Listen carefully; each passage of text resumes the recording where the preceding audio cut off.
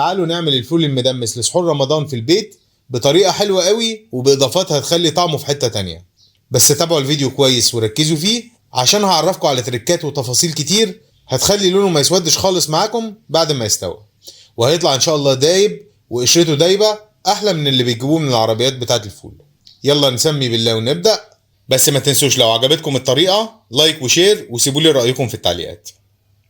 نبدأ مع بعض بالمكونات الجافة بتاعتي. وطبعا الاساس معايا الفول، بجيب حوالي نص كيلو ويكون بلدي ومن مصدر موثوق منه عشان يبقى طعمه حلو. تاني حاجة معايا نص كوباية فول مدشوش، ونص كوباية غلة بتاعت البليلة دي، ونص كوباية حمص الشام، واخر حاجة معايا حوالي معلقتين كبار عدس اصفر. طبعا اي بقوليات عندنا لازم تتنقع ليلة كاملة ويتغير عليها المية كذا مرة، تمام؟ بس احنا هننقعها بطريقة مختلفة شوية. هننقعها اول مرة لمدة ساعتين في مية مغلية، بغطي وشه بالمية المغلية كده، كذلك الحمص والغلة والفول المدشوش، هسيبهم لمدة ساعتين. ودي أول ساعتين، أنا إجمالي المدة اللي هنقعها 6 ساعات، دي أول ساعتين فيهم. بعد ساعتين هغير المية بمية مغلية تاني بالطريقة دي، ودي المرة التالتة. بس المرة دي بقى هنضيف للفول بس معلقة كبيرة بيكنج صودا أو كربوناتو ونقلبها فيه، وده هيبقى أول سر في إن الفول بتاعي يبقى قشرته دايبة ولونه ما يسودش. وبعد ما ال6 ساعات يخلصهم هنغسل كل حاجة كويس، وهجيب دماسة أو حلة أو أي حاجة حابين تدمسوا الفول فيها، بس أنا بفضل الدماسة عشان بتكمر الفول كويس وبتخليه دايب.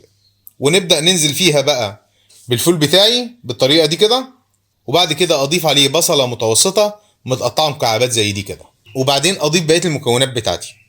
ويفضل بقى نخلطهم كلهم مع بعض بره الأول قبل ما نحطهم في الدماسة. ما تعملوش زي كده وتحطوا كل حاجة لوحدها، لأن للأسف لما حطيت كل حاجة لوحدها الغلة مسكت في بعضها وعملت كتل. فانتوا ما تغلطوش غلطتي وقلبوا كله مع بعضه بره الأول. وخدوا بالكم املوا تلتين الدماسة بس عشان الفول ياخد راحته في الغليان ويستوي كويس وما يفضلش يخرج ميه زياده كتير وهو بيستوي. اخر حاجه بقى على وش الدماسه هنحط جزرايه كبيره متقطعه قطع كبيره زي دي كده، وطماطمايه متوسطه نقشرها ونقطعها مكعبات، واخر حاجه ليمونتين كبار هنقشرهم ونقطعهم شرايح ونشيل البذر بتاعهم عشان ما يمررش.